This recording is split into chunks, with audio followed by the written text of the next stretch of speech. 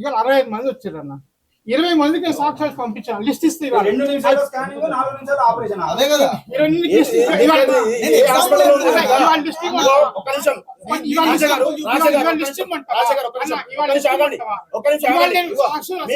Hello రాజాగారు, మీరు ఇక్కడ చూడండి.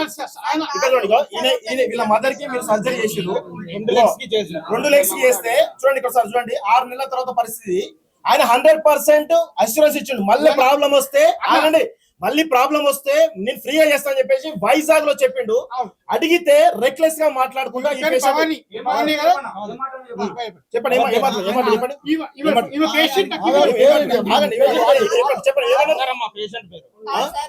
ఒక్క నిమిషము మీరు